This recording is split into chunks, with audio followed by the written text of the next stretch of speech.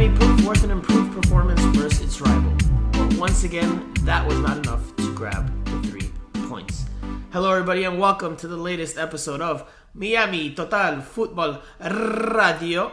I am half of your co-hosting team, Franco Panizo, and joining me back from his New York adventure is El Primo Steve Brenner. Steve, we missed you last week. We had someone fill in, but obviously your shoes are very hard to replace or fill. So, Steve, how are you doing? How was your week in New York? Thank you. Good to be back. I'm stepped back into the shoes, a little bit sweaty, but they're okay. Yeah, good to be first work trip for like 16 months. The first trip since we went to LAFC, which seems like another generation ago. But nice to be back on the road, so to speak. And then I've just been watching the Euros. England obviously had a great result on Tuesday against Germany. So now everyone, myself, Phil included, are very excitedly looking ahead to Saturday, not just because Inter Miami are playing, but also because England versus Ukraine.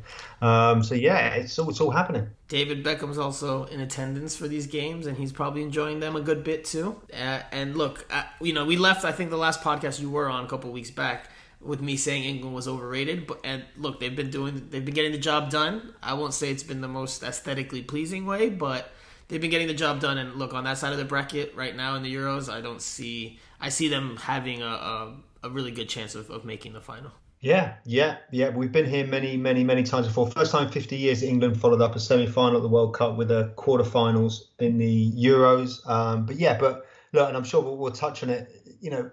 Their squad depth is remarkable, considering they had guys like Sancho, Rashford on the bench. Phil Neville doesn't have that luxury of just dipping onto the bench and bringing those good players on. I guess he did with Higuain and Pizarro, but the flip side of that is that the starters probably aren't of a similar level. So it's that's what you need as a manager. You just need those options. Well, we will touch on that. We will touch on Inter Miami's defeat to Orlando City in the Sunshine Clasico, El Clásico del Sol. And we'll touch on this weekend's game against CF Montreal, the last game before another 2-week break ahead of the start of the CONCACAF Gold Cup. So we've got plenty to talk about. So Steve, let's get to it. Okay, Primo, so Inter Miami played on a Friday night. This was the first Friday night game. The atmosphere was electric at Drive Pink Stadium. The whole blackout Drive Pink theme and initiative was really well done. It looked really cool from the press box. But Inter Miami, unfortunately for the team and for the fans, was not able to break this losing streak or snap this losing streak. It suffered a 2-1 defeat to Orlando City. Gonzalo Higuain scores the opener off the bench in the 67th minute, but that's canceled out very quickly by Chris Mueller. And then Nani comes up with a world-class finish, an absolute golazo. If you have not seen it, go and see it. Or if you have seen it, go and see it again, because that strike was incredible. One of the best finishes you'll probably see in MLS this season. Now, we'll touch on the game in just a moment, but we have to go through the lineup first, and it's worth mentioning that Gregory and Ryan Shawcross were not available for this game. Phil Neville had said last week that he thought that their red cards against DC United would be overturned. They had officially appealed for Gregory's, but neither was overturned. They both missed out on this game. So this was the starting lineup. It was John McCarthy in goal, Kelvin Leerdam at right back, Nicolas Figal at right center back, Leandro Gonzalez Pires at left center back, Christian McCoon at left back. In the first line of the midfield, you had Victor Ulloa replacing Gregory and Blaise Matuidi next to him. And then in the second line of the midfield, you had Lewis Morgan on his usual right wing spot, Jay Chapman at the 10, Breck Shea on the left, and up top was Julian Carranza. Now, Steve, quickly, just to go over a quick synopsis or a quick takeaway from the game, what was your biggest talking point after this one? What was the thing that stuck with you the most after watching this match? Well, he made the changes, didn't he? He stuck to his guns, and Pizarro and Higuain remained on the bench, and they for 60 minutes, they looked good, didn't they? And then he had that option, whereas he could use Higuain, came off the bench to great effect, scored a great goal, and then they're just a little bit suspect at the back, aren't they? I I know the second goal was a wonder goal that no one could have stopped that. But the first goal was just, you just want them to just be a bit more solid at the back. They're slow, they're quite ponderous, and that's what kind of let them down. So it was after what happened in the previous match. At least they looked more like a team. There was more of a plan. For sure, it worked tactically. They got the goal, and then they just kind of ran out of steam. And you don't get anything for running out of steam, but I think it was an improvement. But it's just he hasn't got the quality squad depth for the squad to try and when he starts mixing things up, you find out that they're going to be a bit short because Carranza has been disappointed, and I know that they're quite disappointed with him as well. He's had a chance and he's not really taken it, has he? I don't necessarily agree with that take that they don't have the options. I mean, especially when they have Gonzalo Higuain and Rodolfo Pizarro on the bench. So but their standards didn't. I mean, Carranza didn't do anything, did he? I mean, sure, I agree with that, but I don't agree with. I mean, these decisions are decisions that Phil Neville is taking because he wants the team to be a more committed team with more effort and attitude and fight. And in that regard, we saw a much improved performance from Inter Miami, at least in the first half. The second half, things started to unravel a little bit. Now, Inter Miami scores first in the second half, so that kind of maybe overshadows the performance that was put forth, but at least that's my analysis. When I went back and watched the game again, Inter Miami was the better side in the first half, but in the second half, Orlando City started to find its rhythm and started to get into the game, even though it went behind initially. So, look, the performance was better. It has to be noted that Orlando City was playing its third game in 7 or 8 days. I'm blanking on the exact number, but it was 7 or 8 days. So they had some tired legs, but Phil Neville threw out some tactics out there that were very effective. They didn't necessarily high press Orlando City, but they cut off a lot of their build-up play from about the midfield line, maybe just past the midfield line, and then they started to press them.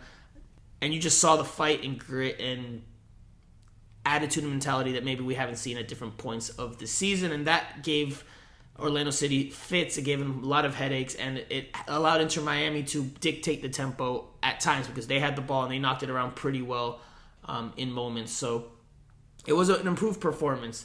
But again, like you said, the wheel started coming off in the second half, and against Orlando team that also were without probably seven players pretty much. Well, they're definitely missing at least a couple of starters. They don't have Pedro Galese in goal, who's with Peru.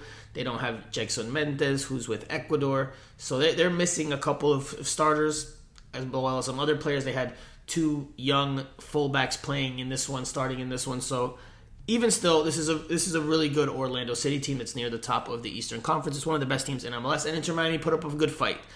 I thought they were going to get blown out going into this one. I predicted 3-0, but Inter Miami surprised me with the performance. It was better than what I expected against one of MLS's top teams right now. But again, overall, in terms of quality soccer, it's just not there. It's not there. It's a lot of energy, it's a lot of fights, a lot of being combative, but it's not a lot of quality soccer. Inter Miami finished with just 3 shots on target in this one. And the goal from Gonzalo Higuain that came in the second half, shortly after he came off the bench, is a great goal that he creates on his own. It's just individual brilliance, individual quality. It's not something that comes from the run of play and the team creating this through build-up or through effective style of play. So there are questions to me about what is going to happen with this team going forward, because Phil Neville has said on more than one occasion since we returned from this international break that the plan is to have a team that fights, that runs, that battles. But, if that's going to come at the expense of your Gonzalo Higuain and your Rodolfo Pizarro, who are more talented, who have more quality, then, that's going to limit you pretty much. Because, like you mentioned, Julian Carranza, he had some good hold-up play. I thought he had good moments in terms of that, but in terms of what he can provide you in the final third, we haven't seen much. He did not show a whole lot in this one, but again, he also did not have a bunch of different looks either. This is, again, a team that's, even with an improved performance, still isn't creating a whole lot in the attack. No, not at all. That it's a problem, isn't it? Pizarro, they want him they want to get rid of him so they can bring someone else in. So there's that issue, and then the Higuain's fitness is, he's pretty well short of where they want him to be. I think I expect him to be on the bench again this weekend, and and he hasn't got anyone that really comes in and replaces him. So it's a difficult situation. If we're going to scout Pizarro, I'm told that potentially next week the club is going to come in for him, unnamed club as yet, but Tigres we've written in the past. But so there's that element to Pizarro is potentially going to go, and then Higuain's fitness is a serious issue. So they both came off the bench in this one, right? And to me that's a big talking point because they're two designated players. There's X amount of million on the bench with them being there. I get one's coming back from an injury, the other one's not fit, but if you're Inter Miami, and just reading between the lines when Phil Neville talks after the game about, the team's taking on this new challenge and, it's all about running and those who sprint and those who don't sprint are going to be out of the team. Reading between the lines, it's clear that, look, when it comes to Higuain, unless he gets to peak fitness, he's probably not going to get back into that lineup on a regular basis because this team is so limited and it has to be this fight first type of team, this battle hard type of team that scraps and claws and tries to keep the zero at the back and keep itself in games and try to pluck one at the end. You could put Gonzalo Higuain back in there, but then that takes away from the attitude and effort and fight that Phil Neville wants because Gonzalo Higuain's just not that type of player. He's more of a poacher, a number 9, finishing plays off in the box or scoring goals from afar. I mean, his quality is goal scoring. His main qualities are not effort, hustle, and high energy. So it's whether or not has he got the attitude and the drive at the back end of his career to really sort of knuckle down and get to the level. I'm told he's way short of what the level they think. So how desperate is he to try and get back into shape and get in the team? Maybe he doesn't care. We don't know, do we? We don't know. I'm sure he's a proud player who's had a great career, but has he got it in him to try and sort himself out? I'm not sure. Yeah, but that's the problem, right? Because Phil Neville needs more quality in this team, and he even said that in one of his post-game press conferences, or one of his post-game quotes was that we need the type of quality that we saw from Nani in our team, and the only way they're going to do that is if their designated players start performing. But if they're going to be reduced to part-time players that come off the bench, well, then that's going to put you in a pretty difficult spot. But I also see the issue if they start and that takes away from their battle and their fight and their attitude, and they become that team that we saw before the international break that's not putting in that effort and doesn't have that energy. Well, then that also has, then Inter Miami's also in a tough spot. So Phil Neville, I think, is stuck between a rock and a hard place because I don't see an easy solution to this. I just don't know how they fix this whole thing. Because even Higuain, whenever he gets fit, if he gets back to the fitness that they're looking for, I still don't see him being that player that's going to press and fight and do all the things that they are like asking of Julian Carranza, who's 10 plus years younger than Gonzalo Higuain. So I don't know what the solution is, but the energy versus quality dilemma is one that Phil Neville probably has a lot of headaches about on a regular basis because this team, again, it improved, and it played well against Orlando City, but the quality is still really, really evident. Even when they had spells of possession and they had the ball, and this is something I wrote about in my post game analysis piece for SBIsoccer.com. I even included a heat map. Inter Miami doesn't get into the final third very often. It lacks depth or profundity in terms of getting to that final third and then trying to make things happen. You could see Lewis Morgan on the heat map. It's the whole collective team heat map. Lewis Morgan on the right wing, you see him out there and there's some heat there, but in the actual penalty area and on the left, there's next to nothing there. It's very, very bare. So Inter Miami needs, at the end of the day, they need their DPs to perform, and they're going to have to, at some point, get them back into the lineup. But how that impacts the function of the team and this new effort and this new attitude that they put forth, that will have to be something that we keep an eye on. Because if they can't keep that level or keep somewhat of that level, then I don't know what they do. I mean, they have to, like, if they can sell Rodolfo Pizarro, that helps them a bit. But you still have another designated player in Gonzalo Higuain that needs to be playing. I mean, you can't have a $7-8 million player on the bench on a regular basis, over the course of much of the rest of the season. But let's talk about the other designated player, and that was Blaise Matuidi, who, for me and for Phil Neville and for a lot of people, had a good performance in this one. Phil Neville said it was arguably Matuidi's best performance in an Inter Miami jersey. I think it's up there. I don't know if it's the best I've seen from Blaise Matuidi in an Inter Miami jersey, but it's definitely up there. Helped dictate the tempo. I thought Victor Ulloa next to him in that double pivot in the first line of the midfield was also very good, and they really helped to limit Orlando City from the build-up. They were aggressive. They were good with the ball in terms of their passing accuracy. I think they were both finished with pretty high passing accuracy marks or pass completion marks. And defensively, they were both very intense and physical. It was a good performance from them, and that's what helped Inter Miami, at least from a competing standpoint, battle a little bit more and have more of the ball at times and dictate the tempo at times, where most of the season we've seen them kind of reacting and not really having possession for good spells. And in this one they did, and they were able to combine and move the ball quickly. So yeah, looking at the numbers here, Victor Ulloa finished with 91.7% passing accuracy, and Blaise Matuidi finished with 92.3%. So pretty high marks for both of them. So, and that to me, that stat, obviously that's just a stat, but to me it just strengthens what I saw with my eyes, and that's that Inter Miami's midfield play was raised, and a big part of that was obviously Blaise Matuidi.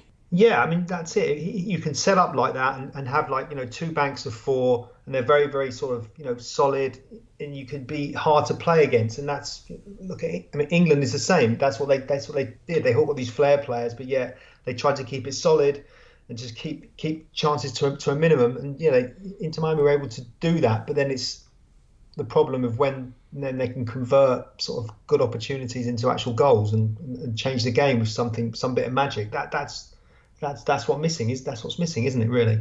Well, yeah, and they had Jay Chapman up there as well as the 10, but he's not creating a whole lot as the 10. He's in there. He's in there for the industry to help move the ball and circulate the ball. He also finished with a high mark, 94.4% passing accuracy. He missed a golden opportunity early on that he probably should have put away, that Lewis Morgan feeds him. I think it was in the 3rd minute. Well, that's one of Inter Miami's only 3 shots on target. In this one, I think later in the first half, he takes another shot from distance. It's easily just saved and gobbled up by the goalkeeper, Orlando City's goalkeeper. And then obviously the third one comes off Gonzalo Higuain's goal. A great goal. Again, moment of magic, of individual brilliance. He goes on a diagonal dribbling run and picks out the bottom left corner with a crossbody shot from about, 25, 27 yards away. So a great goal from him, and that's the type of quality Inter Miami needs more of. But obviously, if he's not getting starts, then limits his ability to impact games and influence the games in that way. Now, quickly... It's a shame, isn't it? Because you look to someone like Karim Benzema playing for France, and you could sort of... He looks similar to Higuain. He's in far better shape. He's younger as well, but he's just, if he's got that desire to want to actually sort himself out and get lean and get backfiring, then that would be awesome. It's just I think there's just big doubts about that right now. Certainly, over the last 2 or 3 weeks since we found out that he was going to be basically axed for not being fit enough. So it's a new situation they're having to deal with now. Well, I wanted to touch on the other side of the ball, or the other part of the team, which you briefly mentioned, which I don't necessarily agree with either. You said the defense is having issues, but the defense in this one, for me, up until those last 20 minutes, was pretty good. Pretty good, especially the center back. The first goal was sloppy, though, wasn't it? Well, let's touch on that right now. But for me, especially the center back duo, Leandro Gonzalez Pires and Nicolas Figal, those first 70 minutes were pretty darn good. Gonzalez Pires and Figal checked Daryl Dike, the informed, confident Daryl Dike, out of the game. He practically did next to nothing. He got a few touches here and there, but he ended up getting subbed out because he just had no impact on the game. Again, you could point to maybe some tired legs, but they were physical. They put in well-timed challenges. They were good in the air, cut off with their right feet, their left feet. That center back duo was very, very good in this one. Might be the best center back tandem joint performance from Inter Miami this season. I would say it probably is. Then I thought Kelvin Leerdam brought some good ideas to the right side. He not only got forward, but he held up defensively up until that 70th minute or the 73rd minute equalizer from Chris Mueller. Because on that play, and this is something that we started to see a little bit more of in the second half, this was a pattern that Orlando City started to show, and they started attacking Christian McCoon at left back. That was a halftime change they made. Oscar Pareja probably was like, look, we need to start switching the point of the attack, send in balls into space in behind or over there on that flank, and let that player try to defend in one-on-one situations, which he did not do a good job of. Before the goal even comes, there's one play that I think, it falls to Chris Mueller. Chris Mueller gets into the penalty area and has a very good look on goal. He shoots towards the far post, and John McCarthy makes a great kick save to keep Inter Miami. I think it was level at that point. Yeah, I think the game was still 0-0. So there were already signs that Inter Miami was starting to break down collectively. Not a lot of signs, but there were some signs. And then on the equalizer, it's a long ball over the top to Nani, who had switched flanks for that play because Nani had played predominantly on the left like he normally does. But on this one, he goes to the right flank, matches up with the left back, Christian McCoon, catches Christian McCoon maybe ball watching just a second too late or reacting a second too late.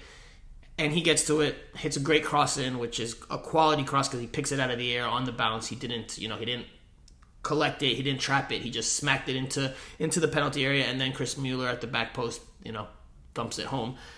Kelvin Leerdam on that play probably could have done better as well because he reacts late to marking Chris Mueller, and that's how Chris Mueller gets just that much enough of space to put the equalizer in. So yes, the defense is to blame there, but I think that's more of individual issues there between Christian McCoon not being a natural left back and Kelvin Leerdam reacting a little bit late. But again, the center backs for me were outstanding. Yeah, I mean, they fine, but they still ended up on the wrong side of the defeat, didn't they? So they've just got to try and keep it going for that whole 90 minutes. I think they've got the ability where they can sort of hang in and grit it out and fight and all that kind of stuff. But you've got to do it for the whole match, and they just can't seem to get over the line with that particular thing. But see, so that's the thing for me, and people that keep criticizing the defense, and I guess you're in my response here, because the defense has to do its job, sure, but the attack also has to score goals, and the attack's not scoring enough goals. This goal from Higuain, which again came from something out of nothing, he created this on his own. It broke a 3+ game scoreless run. And if he doesn't come up with this moment of individual brilliance, then you're talking about 4 games without a goal. So the attack is not doing its job. I think the defense is holding up with what it can, by and large. There are things to correct, things to adjust, fine-tune, and address. But I think by and large the defense is doing its job where the attack is just not. And I think there's reasons for that. We've touched on that. The team lacks attacking depth. And when I say depth, I don't mean players on the bench. I mean the ability to penetrate the final third and create good quality chances. A big part of that's because they don't have a number 10 right now on the field, a true number 10. So again, this team has flaws. The performances have been improved with this more gritty mentality and be hard to play against and fight. But that's only going to get you so far. So I was going to say, he likes a possession style of football. That's what he wants to play. But you've got to be able to keep the ball for long periods. And I also don't think they do that most of the time. And then that puts more pressure onto the defense as well, Yeah, no, for sure. This is the last thing I'll ask you about off of this game. Do you think González Pires and Nicolas Figal should be the starting center back tandem? Would you make that call? Because I think that's the call Phil Neville should make going forward. I know Ryan Shawcross is maybe of his liking, and he's familiar with him, but I don't think that González Pires and Figal should be split. I think that is your best center back tandem. I thought that before the season. I am now more convinced than that now. Yes, because and also for the fact that probably Shawcross for the last 2 or 3 games wasn't that great, was it? So maybe he could do with a bit of a rest anyway. And that's definitely a good partnership who've played together before. Probably a bit more dynamic. Let's see. But no, I mean I don't think that's too hard a call for him, is it really? Because like I say, Shawcross the last couple of games was just a little bit short, wasn't it? I'm surprised. I'm surprised you said that. I thought you would stick up for the Englishman. I'm honest. Look. As for the left back spot, because I'm not convinced by Christian McCoon by and large. Like I think he's limited but good at what they're asking him to do. They're not asking him to get forward and join in on the attack that often, like Kelvin Leerdam did in this one. They're kind of just asking him to try to be defensively sound, play the ball to safety, don't play with it if you're under pressure. And in this one, he actually did a pretty good job in terms of passing, but he's not the cleanest on the ball. He's not the most technical player, and clearly he's not the most comfortable playing out of position at left back. But that should be addressed fairly soon if Kieran Gibbs arrives. He's expected to arrive in July, but with visa issues right now because of everything that's gone on post-pandemic, it's taken some time. He hasn't been able to join camp. Neither has Nick Marsman. But the expectation from the team is that they'll be able to join fairly soon here at the start of July.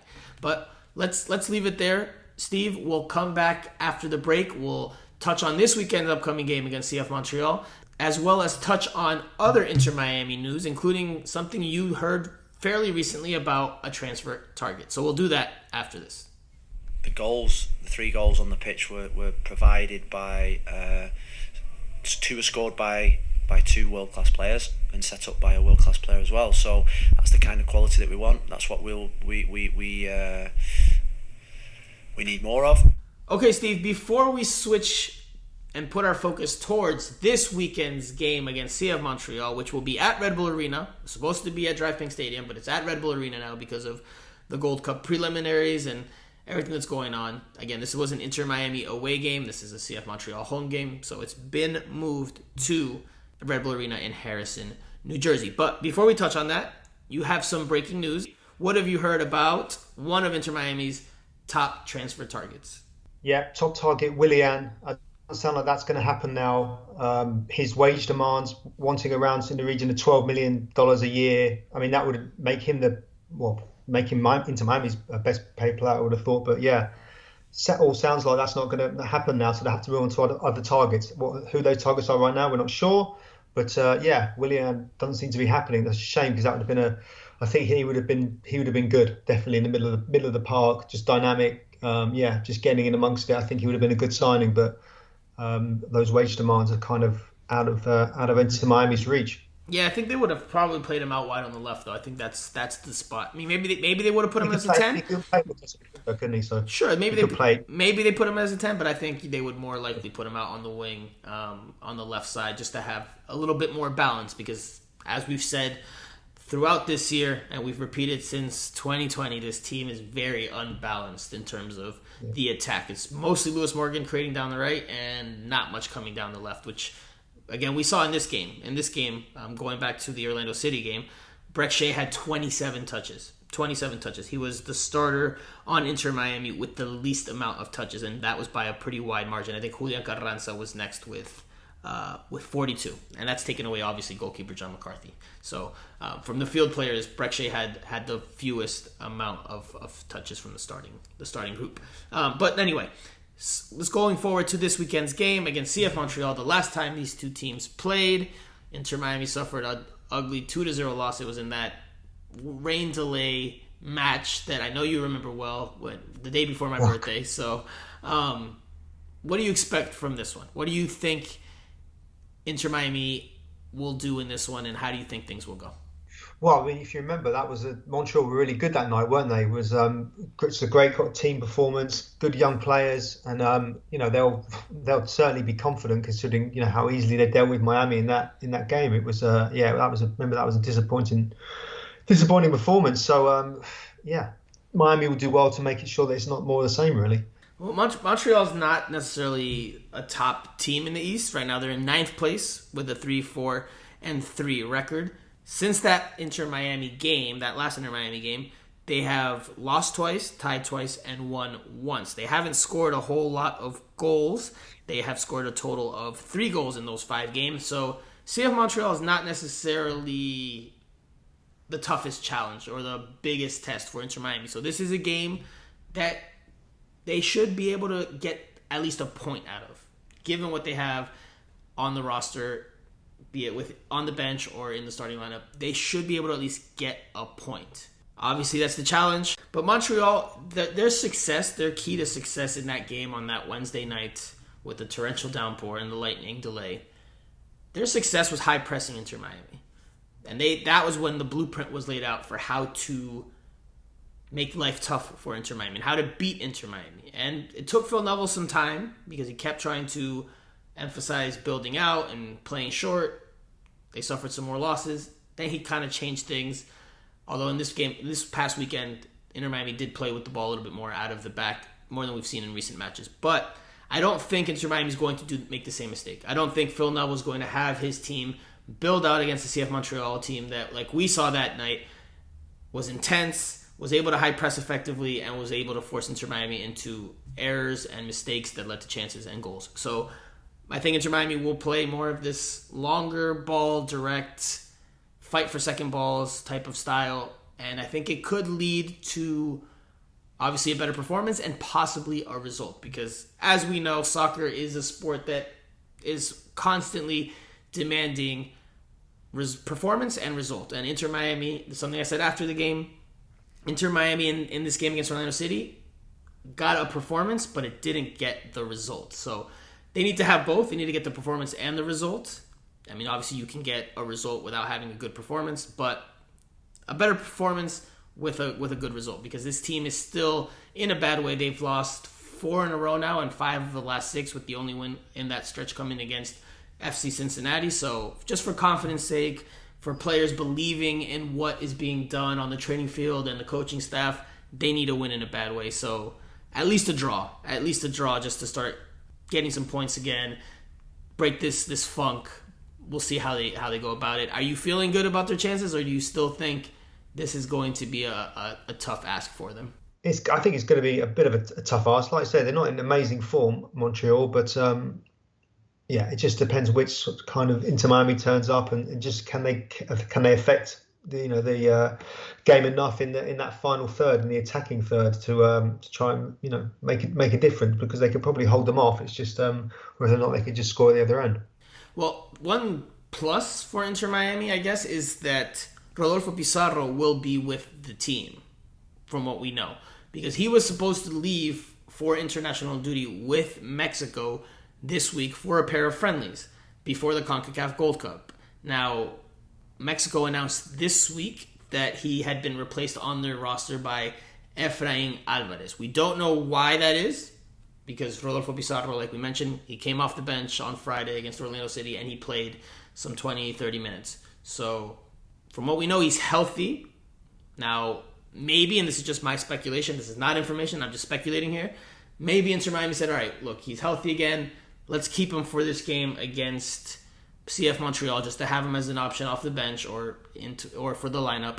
And then if they call him up for the Gold Cup, we'll let him go, because the Gold Cup is mandatory release from clubs. Clubs have to release their international players during the Gold Cup, but these friendlies beforehand, they do not have to, because they do not fall in the international window. So maybe there's an element of that to it.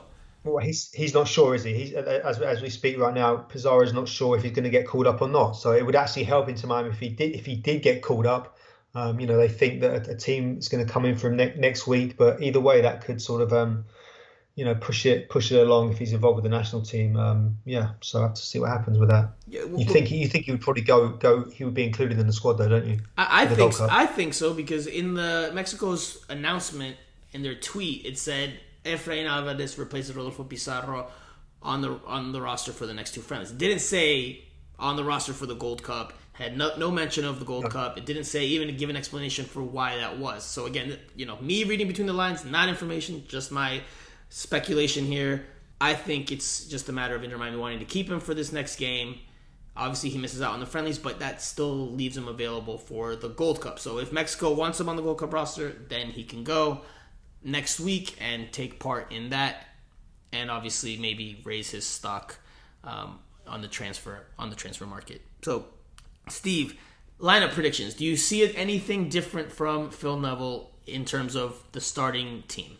No, I don't think so. I think Higuain is going to be on the bench, and I think he'll go with what they've got. I mean, the only option is, I guess, is Carranza.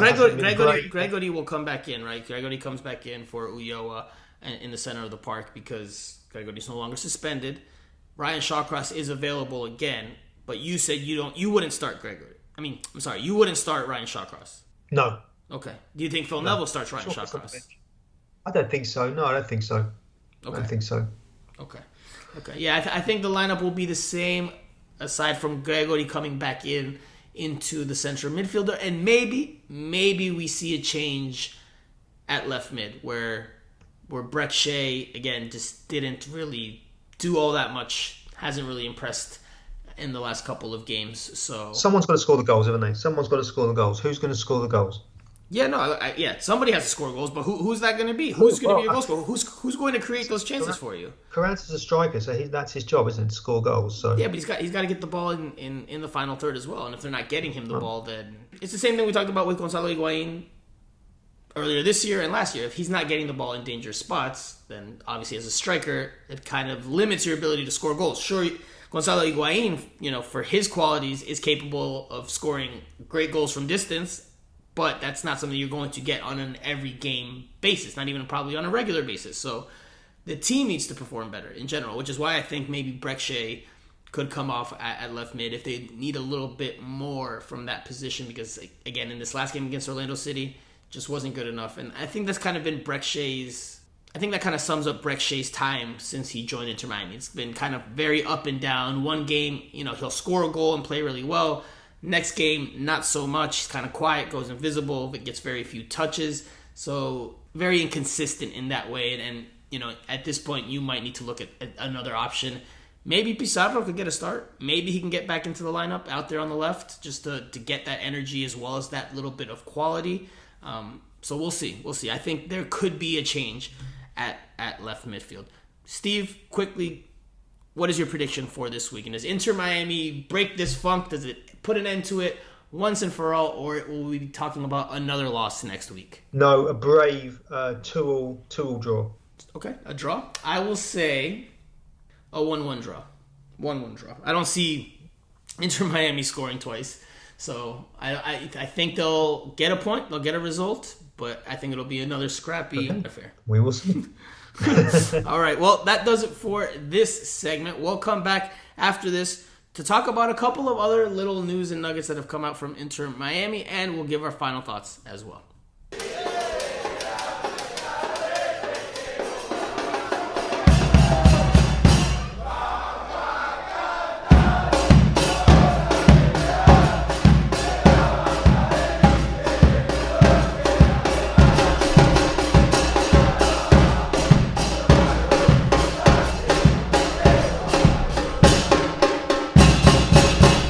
Okay, Primo, it's almost Q&A time, but first I wanted to touch on something that is one of your favorite topics to talk about, and that is a new Inter Miami jersey. Yet another one. Inter Miami unveiled this week a training top that it will use this weekend before the match against CF Montreal to commemorate July 4th. It's been one a week so far, hasn't it? One a week? Every week a new kit? No. No, not quite, but as of late there have been some pretty new kits coming on a very regular basis. So this one is white and red vertical stripes with blue touches on the collar and the sleeves. Looks like it would make for a pretty good U.S. men's national team jersey, but again, this is something that's being done across MLS, so Inter Miami won't be the only team wearing this top. There will be others as well, but I think it's pretty cool. I think it's a pretty cool look for what it's for. Not necessarily something that is emblematic of Inter Miami, but kind of cool. But I like the look. What do you think? I know jerseys aren't your favorite talking point. No, I like it. I like the red and white. I think John McCarthy looks very nice in it, as did Brek Shea in some of the photos. Yeah, I think I preferred the blue one from last week or the couple of weeks ago. The nod to the ocean one, I thought was quite nice. But this is also nice as well. But you can't beat a bit of pink and black, I don't think. No, you can't. You can't beat the pink and black. Okay, so we have a few questions to get to, Steve. So let's run through them. There's one that's actually directed right at you, which I think we'll have some fun with. But let's start with Elder Bar, and he asks, I want to bring up Phil and his staff. Is he worse or same as Alonso at this point? Before Blaise and Gonzalo came, possession was higher in percentage.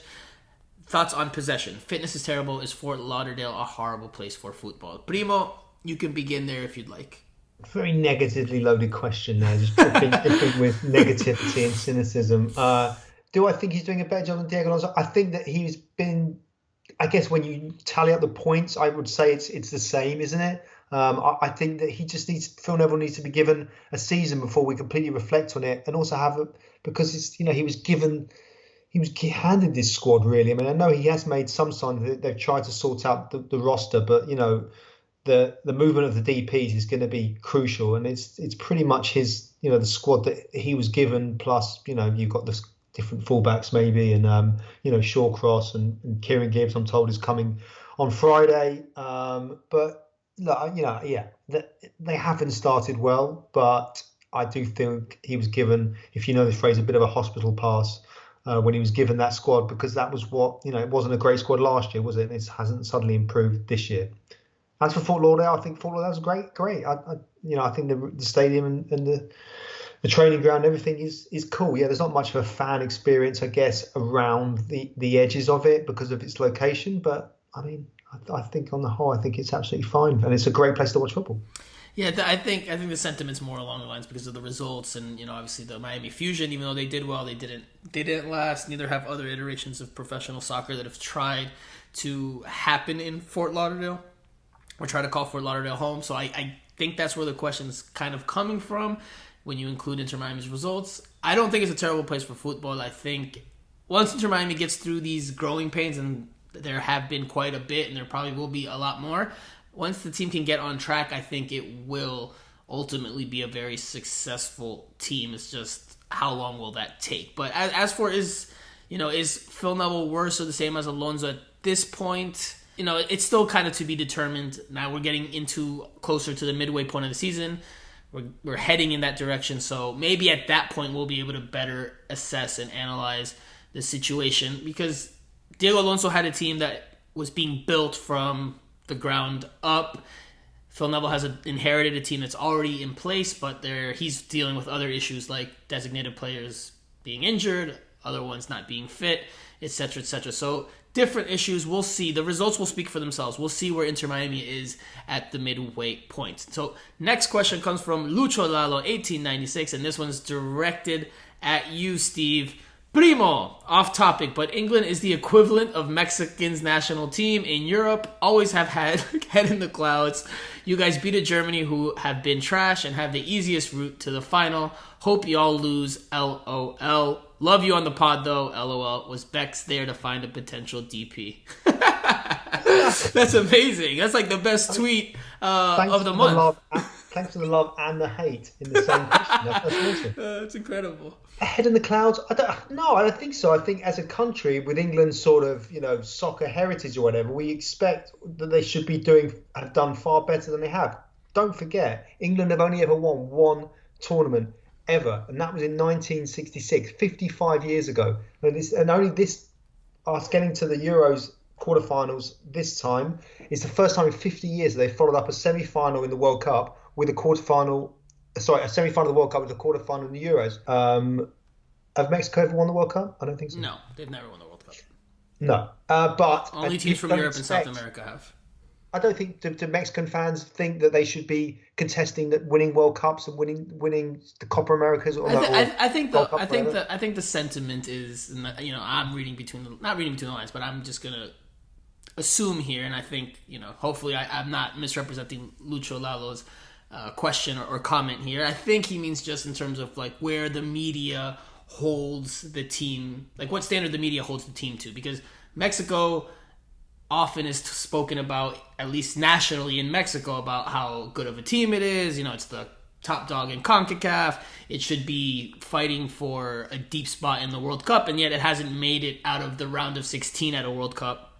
And I think 5 straight editions now. Maybe my math's wrong there, but they talk about in Spanish often in Mexico about the highly coveted 5th game, el quinto partido, because they never get past the round of 16, their 4th game after the 3 in the group stage. So I think it's more along the lines of that. Because look, I agree, and I said this to you, a couple pods ago when you were on, that I think there is an element of overratedness, and I don't think it comes from necessarily the players. I just think it comes from English media by and large. Just kind of. I don't think that's correct though. The English media aren't overrated. If anything, they're in general. I'm saying I don't know, man. Before big tournaments, you just said it yourself. They haven't had a lot of deep runs in tournaments. everyone wants them to win, but win the World Cup, win the Euros, but very few people think that they will. I don't think you'll find, they champion them, and that people back in England and England fans in general are delighted. Yeah, it wasn't a great Germany team, but we'd only ever beaten Germany once in a knockout stage at a major tournament. That was in 1966 in the final.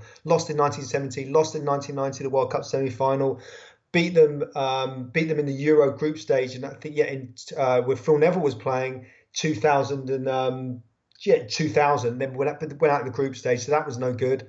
But yeah, you got to direct me to the media you read, because when I read English press, I read that the players are really good, that the teams are really good. I mean, you said it yourself a couple of weeks ago, and maybe for this case it's different, but with this team, you were saying, they should compete for a final. I didn't think so, but look, they're showing it with the results. Players, man. They've got look at the bench. The players they didn't use yesterday. Phil Foden at Man City, Sancho, who's just got signed for Manchester United for nearly 85 million. Jude Bellingham is also at Dortmund. He's only 18. He's a great player. Mason Mount, who won the Champions League recently with Chelsea. Ben Chilwell is a fullback. They've got a lot of good players, which is very rare for England, because we've always had maybe a strong first 11, but then the players sometimes that come in aren't as good. But look, nobody ever expects them to win a major tournament, because we've just been so bad, or there's always been heartbreak. So this is a good chance for England. Whether or not they take it, we don't know. Ukraine won't be easy, and if they get Denmark or the Czech Republic in the semi, that won't be easy either. And then it's either going to be one of Italy, Belgium potentially in the final, Spain maybe. We've got a chance, but it always ends in tears. It always ends in tears. 1990, Euro 96, when Gareth Southgate missed the penalty, that lost to Germany in the semi-final. Paul Gascoigne almost scored. Honestly, I was in tears watching the montage before the game yesterday, where they were just churning up all the old sort of heartbreaks. It was, yeah. We'll revisit this pod in a couple of weeks when the Euros are done, because maybe England does it. Maybe they get the job done. Maybe they bring it home. Because they are getting the job done in this tournament. I don't think they've conceded yet. No, they haven't conceded the goal, but they haven't yet. Look, for 70 minutes against Germany, it was very, very tight. But then they brought on Jack Grealish, who was the game changer, and yeah, that was it. Sterling. I mean, they've got some good players, man. I'm not saying they don't have good. Hey, they are better than Peru. I'm not arguing that. I'm not debating that. They're absolutely better than Peru. I just don't think on a regular basis they're as good. Maybe this is the exception, but in other cases, I don't think they've been as good as they've been made out to be. But no one is making out that they're absolute world beaters. I'm telling you now. I'm gonna pull up articles after we record, and I'm gonna show you different narratives going into big tournaments like the 2010 World Cup or whatever. They ended up tying the U.S. in that World Cup actually. But let's keep going. So we have a couple other questions. Next one comes from Twitter, and he says LGP leads the team in yellow cards received. He also leads all defenders in the league in fouls suffered. I don't know if he means fouls committed or fouls suffered, but he said fouls suffered. Do you think the teams target LGP since he has a short fuse? His outburst with Mueller cut short potential Inter Miami counter. As one of the captains, he needs to be more disciplined. I'll start here if that's okay. Look, we know from a temperament standpoint, LGP can get hot-headed. He does have his moments where, he does lose his cool. I thought he lost his cool a little bit too much in this incident you're talking about with Mueller, because on the replay, when I watched it back the second time, there's kind of a head-butt motion, or, not a head-butt motion, but when the players go head-to-head and, one player thrusts their head forward, he kind of does that.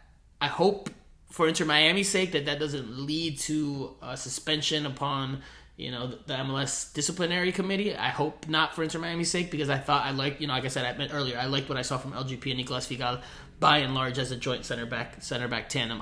Whether teams target him for that, I don't think they target him necessarily. Maybe some players, some savvy players, try to ruffle his feathers, maybe go in with a little bit extra, try to do the gamesmanship to try to get under his skin because they know he can. But I don't think teams are just necessarily targeting him directly. No, but I mean, I just like the fact he's got good MLS experience, hasn't he? He knows the league. He's a good player. He's mobile. We don't know if he's going to be one of the fall guys. We know that Phil Neville's going to have to sell someone like him or one of these guys to compensate for the financial hit they took 2 or 3 weeks ago with the Matuidi thing. So, I guess he'd be one they'd want to sell, but someone's going to go, and I think he's a sellable asset, and I think most clubs would want to sign him because I think he's a decent player. Yeah, he's pretty decent. It would be a shame for Inter Miami if he's one of the ones that has to go, because I think he's one of the better center backs in the league. Because even with the fact that sometimes he he does lose his cool. Next question comes from Papa to Papa. Is it safe to say the league hates us? How did Orlando City get to play Toronto FC in their own stadium as an away game, and then Montreal, they all of a sudden get changed to New Jersey? Orlando won that game away, supposedly by a 3-0 score. So I don't think it's fair, but yeah, I won't say the curse word. Screw Orlando. Look, so the reason why this game is being changed is because of the Gold Cup preliminaries. So there's games going on at Drive Pink Stadium this week, and the schedule is congested. So CF Montreal had to move this game out of the market it's been playing in, which is South Florida, which is at Drive Pink Stadium, and they went back to, or they're going, at least for this weekend, back to where they played during the second half of last season, which is at Red Bull Arena. It comes down to that. I don't think there's any more to it than it's not. I don't think it's a league hating Inter Miami thing. I think it's just how things lined up with Gold Cup prelims. Yes, so much so that it's even affecting us, where we can't actually go down to speak to Phil Neville properly because the Gold Cup teams are in, Dry Pink Stadium right now or this week, aren't they, getting ready? So it's a logistical. Yeah, we didn't mention that. That is, last week we were able to speak to the protagonist, Inter Miami, head coach Phil Neville, some players in person. We did it after the game. Unfortunately, this week we will not be able to because of the Gold Cup prelims that are being prepared for. So let's continue on because we have two more questions. And the next one comes from Gabe P. Why are the new signings not here to start this weekend and when the market opens tomorrow and they signed their contract over 2 months ago? Shouldn't they have gotten their visa weeks ago? I think front office needs to do better since the team is looking so bad. Why didn't Escona play? So there's a lot of questions in there. I will address a few of them because I think you already said just a bit ago that Kieran Gibbs is expected to arrive this Friday. Is that accurate? Yes. Okay. That's a boost. That's a boost because, like I said earlier, I don't think Christian McCoon is necessarily the solution at that left back spot. No, and remember, Kieran Gibbs was playing. He was at West Brom right until the end of the season, so I guess he had to have some. He had to have some time off, and then sorting the visa out as well. So, I mean, it's been 6 weeks or so. So, but there's still, the MLS season is still in its infancy, so to speak. So there's still a lot of games to play. So I don't think it's too bad really that he's come a bit late. He needed some time off. I was all going to get burnt out.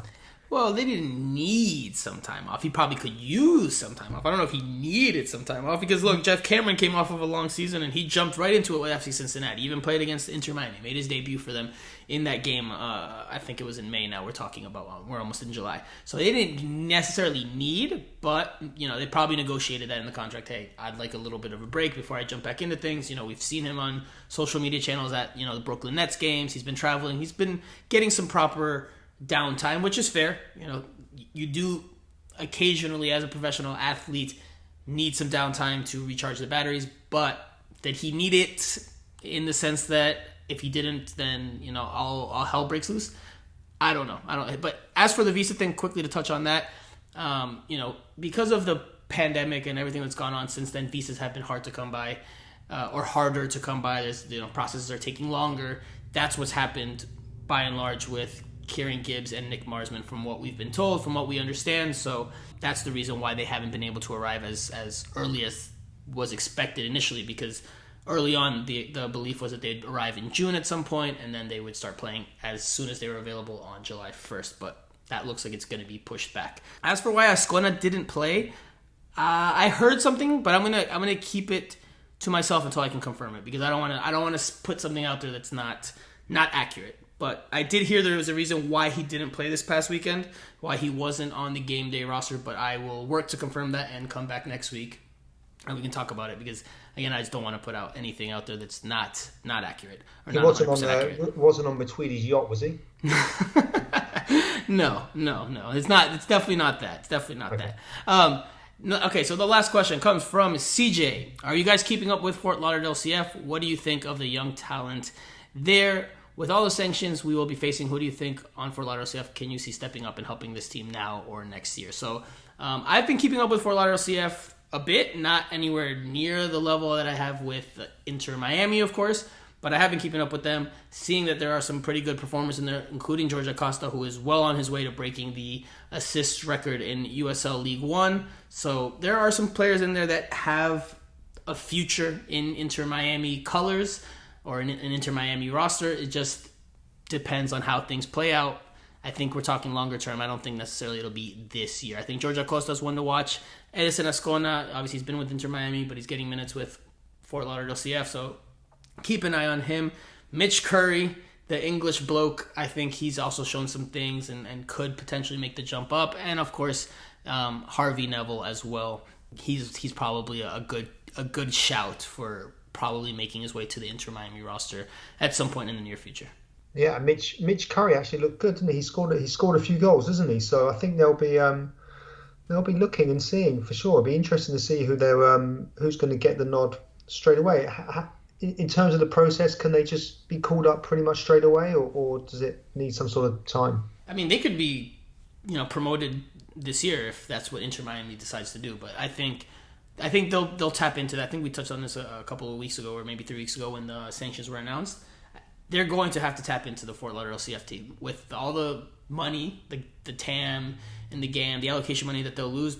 They won't have money to sign certain caliber of players, or not as many, so they're going to have to tap into the youth team or the Fort Lauderdale CF team to help make up those numbers and try to find some talent. Hope that one of those players emerges and really steps up. That's probably what's going to be the game plan, longer term, bigger picture over the next few years. So I do expect some Fort Lauderdale CF players to be promoted or to get up, to get moved up to the team. So, but that does it for the Q&A session. Steve, give us your final thoughts. I'll give mine, and we'll wrap up the pod for this week. I think if they can get a draw on Saturday night, I think that would be a big bonus moving forward to the other games. And what a day it could be. Inter Miami could get a draw against Montreal, and then before that, England would have stormed into the semi-final after a wonderful victory after the Ukraine. It could be one hell of a Saturday. Super Saturday. If you're English, so if you're Phil Neville, if you're English and from Miami, what a time. That could be a heck of a Saturday. Look, for me, I would say my final thought is, and I'll keep it Inter Miami related, start Rodolfo Pizarro. I touched on Breccia earlier in the pod. I don't think he's consistent enough. Don't think he showed much against Orlando City.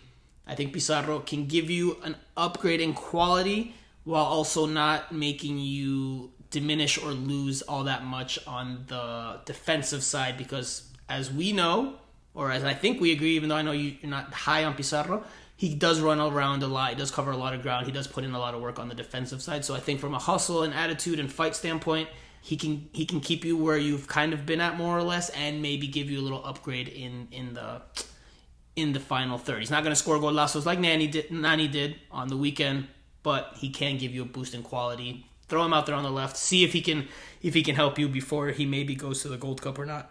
And, maybe that improves your chances of getting a victory.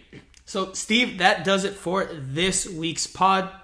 Thank you guys so much for listening. As always, please give us a follow on all our social media channels. That's at MIA Total Football on Twitter and Instagram, and at Miami Total Football on Facebook and YouTube.